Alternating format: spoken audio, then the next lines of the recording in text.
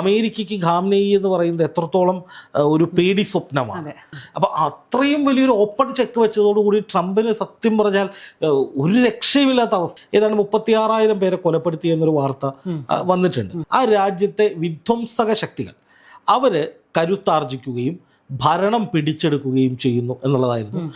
ഏതോ ട്രംപും ഇറാനുമായിട്ടുള്ള വാർത്തകളൊക്കെ ഇങ്ങനെ നിറഞ്ഞു നിൽക്കുകയാണ്. അപ്പോൾ ഈ കഴിഞ്ഞ ദിവസം വന്നൊരു വാർത്തയാണ്, ട്രംപ് വളരെ രഹസ്യമായിട്ട് അയത്തുള്ള അലി ഖാംനെയെയും അദ്ദേഹത്തിൻ്റെ മകനെയും വധിക്കാനുള്ള ഒരു പ്ലാൻ തയ്യാറാക്കിയിരുന്നു. പക്ഷെ അത് എന്താ പറയുക, അബദ്ധവശാൽ ലീക്കായതുമായി ബന്ധപ്പെട്ട് ആ പദ്ധതി താൽക്കാലികമായി നിർത്തിവെച്ചിരിക്കുകയാണെന്നൊരു വാർത്ത നമ്മൾ കേട്ടു. അപ്പോൾ ഈ ഖാംനെയെ വധിക്കുന്ന തരത്തിലേക്കൊക്കെ കാര്യങ്ങൾ എത്തിയിട്ടുണ്ടോ എന്നാണ് ഇപ്പോൾ ഏറ്റവും വലിയ സംശയമായി നിൽക്കുന്നത്. ഒപ്പം തന്നെ ഖാംനെയുടെ ജീവൻ അപകടത്തിലാണോ എന്നതും ഒരു ചോദ്യമായി നിൽക്കുകയാണ്. എന്താണ് പറയാനുള്ളത്? അമേരിക്കൻ പ്രസിഡന്റ് ഡൊണാൾഡ് ട്രംപ് ഇറാനെ തകർക്കാൻ ശ്രമിക്കുന്നു എന്നുള്ളത് ഒരു പുതിയ സംഭവമല്ല. എന്ന് വെച്ചാൽ കഴിഞ്ഞ ഏതാണ്ട് ഒരു 3 ആഴ്ച മുമ്പ് IRGC എന്ന് പറയുന്ന ഇറാൻ്റെ റവല്യൂഷണറി ഗാർഡ് കോപ്സ് അവർ ഒരു വലിയ കണ്ടെത്തൽ നടത്തിയിരുന്നു. അതായത് അമേരിക്കയും ഇസ്രായേലും ചേർന്ന് ലോകത്തെ ഏറ്റവും പ്രധാനപ്പെട്ട 10 രഹസ്യാന്വേഷണ ഏജൻസികൾ അല്ലെങ്കിൽ ചാര ഏജൻസികൾ, മൊസാദൊക്കെ പോലെയുള്ള ഏജൻസികളുടെ വളരെ ട്രെയിൻഡ് ആയിട്ടുള്ള മിലിറ്റൻസിനെ ഹയർ ചെയ്തിട്ട് അവർക്കൊരു വിദേശ പരിശീലനമൊക്കെ കൊടുത്ത് ഇവരെ കൃത്യമായി ഇറാനിലേക്ക് കടത്തിവിട്ടു.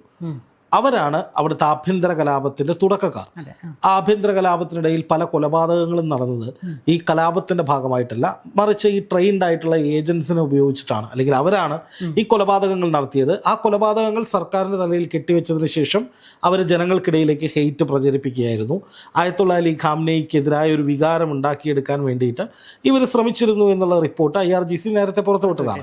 അതിൻ്റെ അടിസ്ഥാനത്തിൽ IRGC നടത്തിയ അന്വേഷണത്തിൽ, പരിശോധനയിൽ അവിടുത്തെ സുരക്ഷാ ഉദ്യോഗസ്ഥർ, അവിടുത്തെ ഇൻ്റലിജൻസ് ഏജൻസികളൊക്കെ നടത്തിയ വ്യാപകമായ പരിശോധനയിൽ ഏതാണ്ട് 36,000 പേരെ കൊലപ്പെടുത്തിയെന്നൊരു വാർത്ത വന്നിട്ടുണ്ട്. അത് ഇറാൻ സ്ഥിരീകരിച്ചിട്ടില്ലെങ്കിലും ഇറാനിലെ ചില ഉന്നതരെയും ആശുപത്രിയിലെ കണക്കുകളും ഒക്കെ വെച്ചിട്ട് ചില വാർത്താ നെറ്റ്വർക്കുകളാണ് ഈ വാർത്ത പുറത്തുവിട്ടത്. അപ്പം അത്രയും അത് ശരിയാണെന്ന് വയ്ക്കാം. അപ്പോൾ അങ്ങനെയാണെങ്കിൽ അത്രയും ഈ പറയുന്ന ചാരന്മാരെ ഇറാനിലേക്ക് കടത്തിവിടാൻ അമേരിക്കയ്ക്കും ഇസ്രായേലിനും സാധിച്ചു എന്നുള്ളതാണ് അതിൽ ഏറ്റവും പ്രധാനപ്പെട്ട കാര്യം. ആ റിപ്പോർട്ടിൽ തന്നെ പറയുന്ന ഒരു കാര്യം എന്ന് പറയുന്നത്, ട്രംപും നെതന്യാഹു ഒക്കെ കൂടി ചേർന്നെടുത്ത ഒരു അജണ്ടയുടെ ഭാഗമായി, അല്ലെങ്കിൽ അവർ നടത്തിയ ഒരു വലിയ ഒരു ഗൂഢാലോചന അല്ലെങ്കിൽ ഒരു പ്ലാൻ പദ്ധതിയുടെ ഭാഗമായിട്ട് അത് 3 ഘട്ടങ്ങളിലായിരുന്നു. ഒന്ന്, ആദ്യം ഇറാനിൽ ഒരു അസന്തുലിതാവസ്ഥ ഉണ്ടാക്കുക, അരക്ഷിതാവസ്ഥ ഉണ്ടാക്കുക, അവിടെ ഒരു ആഭ്യന്തര കലാപം ഉണ്ടാക്കുക. രണ്ടാമതായി അവിടേക്ക് അമേരിക്കൻ സൈന്യം വരികയാണ്.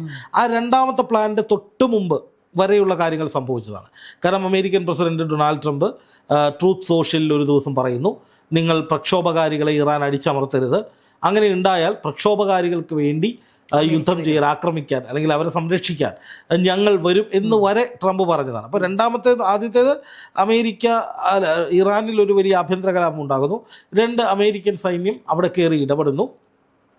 മൂന്നാമതായി അത് സംഭവിച്ചിട്ടില്ല. പക്ഷേ ആ കണ്ടെത്തലിൽ ഉണ്ടായിരുന്ന മൂന്നാമത്തെ കാര്യം എന്ന് പറഞ്ഞാൽ ആ രാജ്യത്തെ വിധ്വംസക ശക്തികൾ അവർ കരുത്താർജിക്കുകയും ഭരണം പിടിച്ചെടുക്കുകയും ചെയ്യുന്നു എന്നുള്ളതായിരുന്നു അതിലെ മൂന്നാമത്തെ കണ്ടെത്തൽ. ആ ഒരു നിലയിലേക്ക് ഇത് പോയില്ല. ആദ്യത്തെ ഘട്ടത്തിൽ തന്നെ ഇത് പാളിപ്പോയി. കാരണം അയത്തുള്ള അലി ഖാംനെയി രാജ്യത്തിൻ്റെ ആത്മാഭിമാനവും രാജ്യത്തിൻ്റെ സുരക്ഷയുമാണ് വലുത്. ഇവിടെ എന്തെങ്കിലും ഒരു ആഭ്യന്തര കലാപം ഉണ്ടായി ഇത് മൂർച്ഛിച്ചാൽ അത് ഈ രാജ്യത്തിൻ്റെ അഖണ്ഡതയെയും ആത്മാഭിമാനത്തെയും ബാധിക്കും എന്ന് മാത്രമല്ല, ആ രാജ്യത്തിൻ്റെ ഒരു പരമാധികാരമില്ലാതാകും.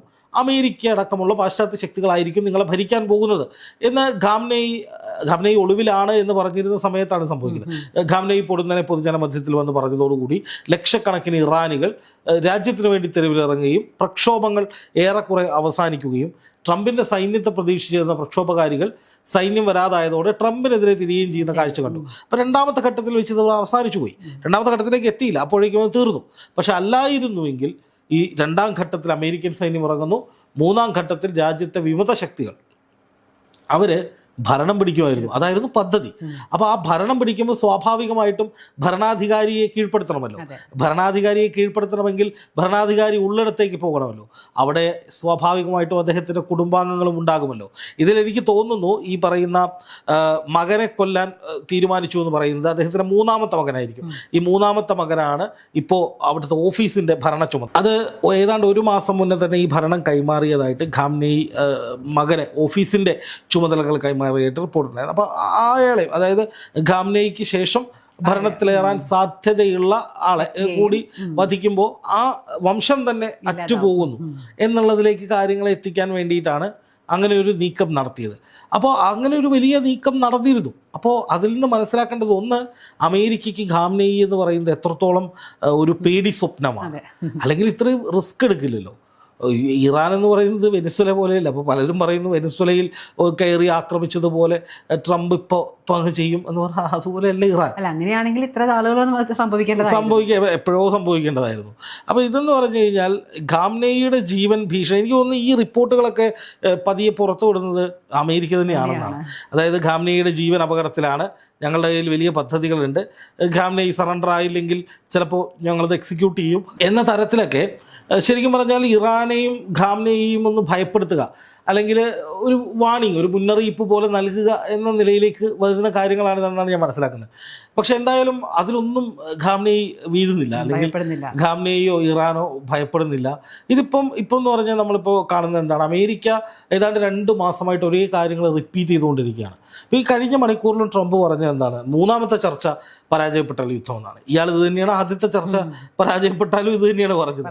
ആദ്യത്തെ ചർച്ച പരാജയപ്പെടുകയും ഇറാൻ കരാറിൽ ഒപ്പിടാതെ ഇരിക്കുകയും ചെയ്താൽ യുദ്ധം വരും. രണ്ടാമത്തെ തവണയും അച്ഛൻ ഇത് തന്നെ പറഞ്ഞു. നാണം കെട്ട് മൂന്നാമത്തെ ചർച്ചയ്ക്ക് ഇറാനെ വിളിച്ചു. അപ്പോൾ ഇതിനിടയിൽ ഇറാൻ തിരിച്ചൊരു ചെക്ക് വെച്ചു, അമേരിക്ക തയ്യാറാണെങ്കിൽ ഞങ്ങളുടെ രാജ്യത്തൊന്ന് നിങ്ങൾ ബിസിനസ് ചെയ്തോളൂ. വളരെ കൃത്യമായിട്ട് ചുട്ട മറുപടി. അതായത് എല്ലാ കുറ്റവും ഇറാൻ്റെ നെഞ്ചത്ത് വയ്ക്കാനാണ് അമേരിക്ക ശ്രമിച്ചുകൊണ്ടിരിക്കുന്നത്. ഇറാൻ ആയുധമുണ്ട്, ഇറാൻ വലിയ തീവ്രവാദം പ്രോത്സാഹിപ്പിക്കുന്നത്. അപ്പം ഇറാൻ പറഞ്ഞു, അമേരിക്കയോട് പറഞ്ഞു, സംശയമുണ്ട് നിങ്ങൾ ഞങ്ങളുടെ രാജ്യത്തേക്ക് വരൂ, ഇവിടെ ഒന്ന് ബിസിനസ് ചെയ്തോളൂ, ഞങ്ങളുടെ ആണവ കേന്ദ്രത്തിൽ ഇൻവെസ്റ്റ് ചെയ്തോളൂ, പ്രശ്നം കഴിഞ്ഞല്ലോ. അവർ പാർട്ട്നേഴ്സ് ആണെങ്കിൽ പിന്നെ അമേരിക്കയ്ക്കും ഈ കാര്യങ്ങൾ നേരിട്ട് കാണാമല്ലോ. ഞങ്ങളുടെ ആണവ കേന്ദ്രത്തിൽ ഇൻവെസ്റ്റ് ചെയ്യൂ, ഞങ്ങളുടെ എണ്ണപ്പാടങ്ങളിൽ ഇൻവെസ്റ്റ് ചെയ്യൂ, ഞങ്ങളുടെ ഒരുപാട് റിസോഴ്സസ് ഉണ്ട്, അതിൽ നിങ്ങൾ നിങ്ങളുടെ പ്രൈവറ്റ് കമ്പനീസ് ആണെങ്കിലും പോരെ, ഇങ്ങോട്ട് വരൂ, നമുക്ക് ഒന്നിച്ച് ബിസിനസ് ചെയ്യാം, അപ്പോൾ പ്രശ്നം മാറുമല്ലോ.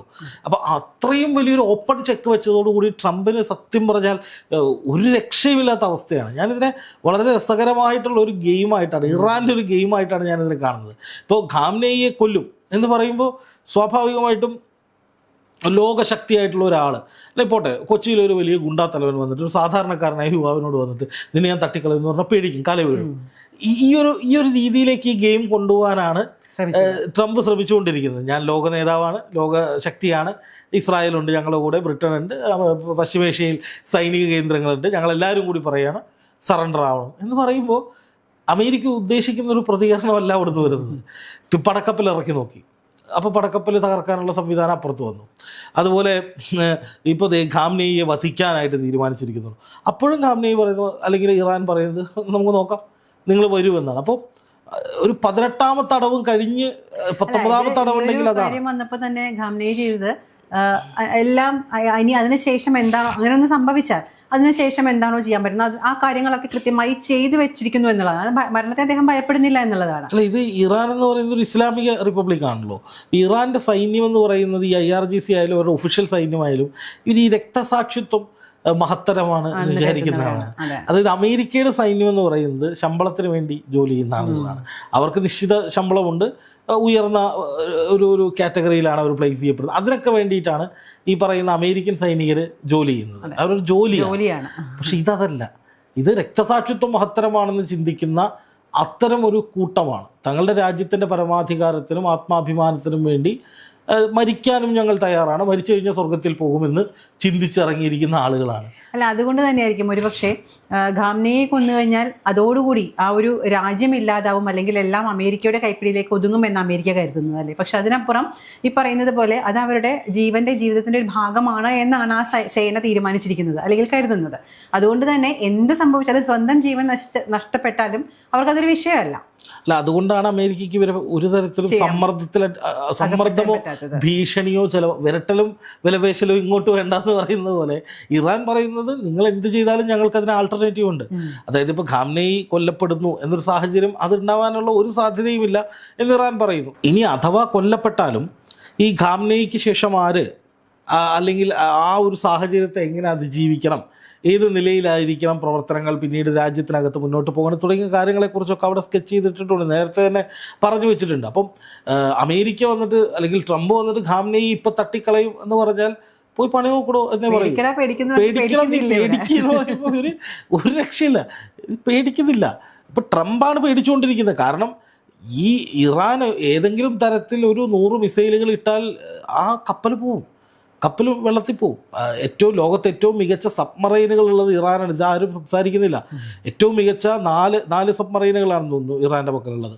റഷ്യയുടെ ബാക്കപ്പും ഉണ്ട് അതിനൊക്കെ. അപ്പോൾ അത്രയും മികച്ച ആയുധങ്ങൾ ഉപയോഗിച്ച് ഇറാൻ ഒന്ന് വിചാരിച്ചാൽ അമേരിക്കയുടെ സകല പരിപാടിയും തീരും. എന്ന് മാത്രമല്ല, അമേരിക്കയ്ക്ക് ഈ അറബ് രാജ്യങ്ങളുടെ സൈനിക കേന്ദ്രങ്ങൾ ഉപയോഗിക്കാൻ പറ്റില്ല. കഴിഞ്ഞ മണിക്കൂറിൽ വന്ന വാർത്ത, ആ സൈനിക കേന്ദ്രങ്ങൾ ഉപയോഗിക്കാൻ കഴിയാതെ അവിടുന്ന് സൈനികരെ പിൻവലിച്ചുകൊണ്ട് പോവാണ്. അത് ഒരർത്ഥത്തിൽ പറഞ്ഞാൽ ഈ സൈനികർ അവിടെ നിൽക്കുന്നത് വലിയ പ്രകോപനമാണ്. ഇറാൻ അത് വലിയ പ്രകോപനമായിട്ടാണ് കാണുന്നത്. അപ്പോൾ അത് ഭയമാണ്.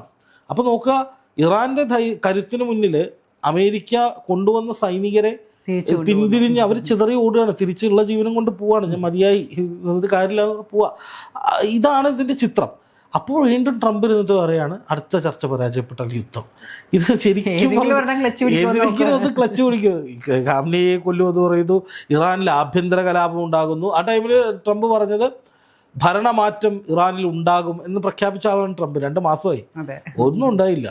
അതിനുശേഷം പറഞ്ഞു ഖാംനെയി ബങ്കറിൽ എന്നെ പേടിച്ച് ഒളിവിലാണ്. പിറ്റേ ദിവസം ഖാംനെയി പ്രത്യക്ഷപ്പെട്ടിട്ട് പറഞ്ഞു, മക്കളെ എല്ലാവരും കൂടെ നമുക്ക് അമേരിക്കയ്ക്കെതിരെ പൊരുതാന്ന് പറഞ്ഞിടത്താണ് ഇത് ട്വിസ്റ്റ് വന്നത്. അവിടുത്തെ ആഭ്യന്തര കലാപം പൂർണ്ണമായി ഇല്ലാതായി. ആ കലാപകാരികൾ ട്രംപിന് ചീത്ത വിളിച്ചുകൊണ്ടിരിക്കുകയാണ്.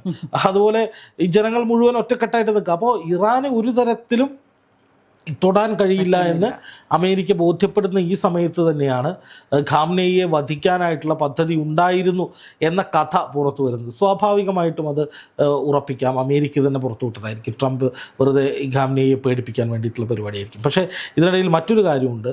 ട്രംപിൻ്റെ വസതിയിൽ 3ാമതും ഒരു അജ്ഞാതൻ വരികയും അദ്ദേഹത്തെ കൊലപ്പെടുത്താൻ ശ്രമിക്കുകയും ചെയ്തു എന്ന് റിപ്പോർട്ടുകൾ വരുന്നുണ്ട്.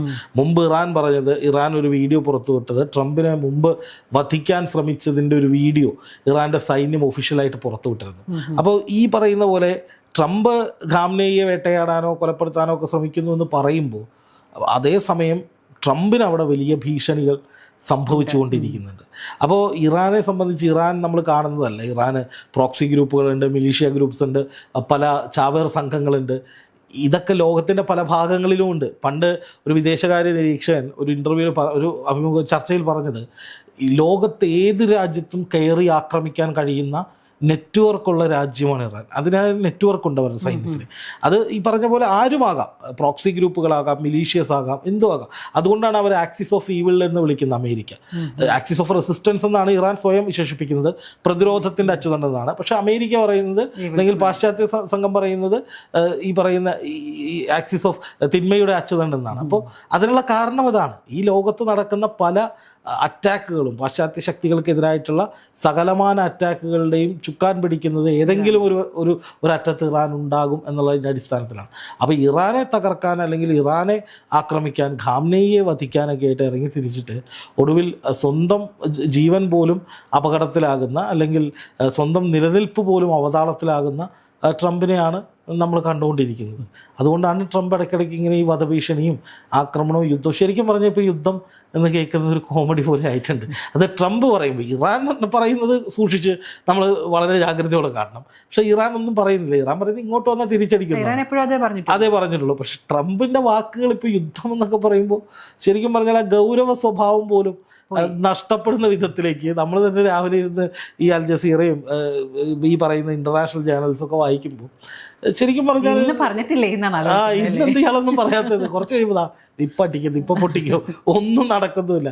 ശരിക്കും പറഞ്ഞാൽ യുദ്ധം ഒരു കോമഡിയായി മാറുന്ന നിലയിലേക്ക് ട്രംപ് കാര്യങ്ങളെ കൊണ്ടുപോകണം. പക്ഷേ അതേസമയം യുദ്ധഭീതി നിലനിൽക്കുന്നുണ്ട്. എന്തായാലും 18ാമത്തെ തടവും കഴിഞ്ഞ് 19ാമത്തെ തടവ് എന്ന നിലയിൽ ഖാംനെയിയുടെ ജീവൻ അപകടത്തിൽ, അല്ലെങ്കിൽ ഖാംനെയെയും മകനെയും കൊല്ലും എന്ന നിലയിലേക്ക് ഒരു ഭീതി കൂടി ട്രംപ് ഇട്ട് നോക്കുകയാണ്.